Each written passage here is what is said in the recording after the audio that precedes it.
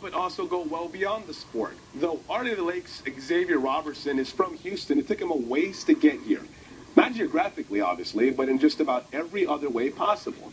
The NAIA's leading scorer nationally, there's not much doubt about Xavier on the basketball court. And now, there's not much doubt about him off the court either. On a night when many of us are spending time with our families, Xavier Roberson was spending time with what was left of his. Or so he thought. At that point in time, I didn't have any money or nothing like that. And so one of my friends, he drew up a plan basically. And I was like, yo, okay, I'm with it. Christmas Eve, 2012, in the East Texas town of Tyler, 22-year-old Xavier found himself in a place that, though familiar to several family members, he had managed to avoid. Basically, it was just a burglary. And I was around, and I didn't want to tell my friends. That's basically what it was. And obviously, I was held. I was incarcerated like for a few months, and till the situation was over. It's a situation that led to hard lessons for a guy who, growing up, often substituted friends for family. Would you believe me if I tell you my goals and dreams? Deep thoughts. I used to think that the flowers bloom in a... Born in Houston, Xavier spent his childhood living in the city's 3rd Ward, considered one of the most dangerous communities in the U.S. Dad never in the picture, and Mom away at prison, Xavier bounced around between other family members and through other parts of East Texas before his grandmother took him in until she passed on during his senior year of high school. And though a basketball scholarship to TCU came shortly thereafter, 4 years later,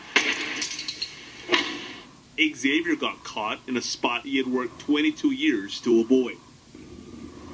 Another thing I learned from that is always know who really behind you and who not behind you, like who really your friend, who not your friend.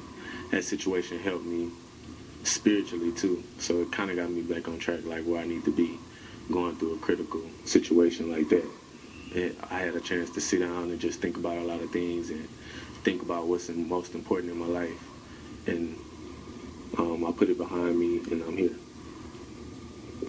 I know the term life-changing experience can be pretty dramatic if you think about the term itself. Is it fair to ask if that was a life-changing experience? It's safe to say that was a life-changing experience. I never been incarcerated. That never even crossed my mind. Not being able to play basketball fell in that same category. From TCU, Xavier had transferred to Parrish Junior College before moving again to South Alabama. It was there that Ryan Wall, also a former Horned Frog, crossed paths with Xavier for a second time. When South Alabama dismissed Roberson last season, Wall, then an assistant at Our Lady of the Lake, saw a good young man and a good basketball player as opposed to a young man with troubles. Needed a place to call home. I was on the phone talking to everybody, trying to get a hold of him, let him know what the situation is and what kind of opportunity he'll have if he wants to choose it. So there was no hesitation once you found out about what had happened in terms of bringing him here? Not at all. And I'm assuming that's because you got to know him so well that you knew what type of kid he was? We have a background, we've had a history. I knew what type of kid he is on and off the floor. And then he was just the wrong place at the wrong time, just with the wrong people. Just made a bad decision, like we all do. And you got to live with the consequences. And he's turned it around, and it's built him stronger.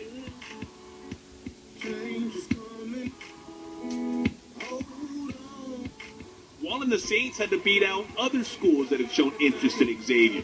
And as a result, they're now beating opponents on the court.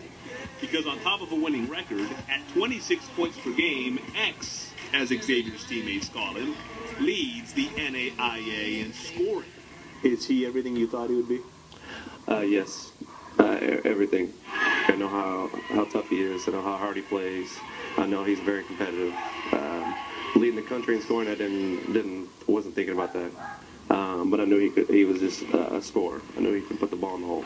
When you're leading the nation in scoring, he helps you with my assists. So he's a good other guy to pass the ball to. He makes my job a lot easier just throwing the ball up to him, and he's able to go make a play.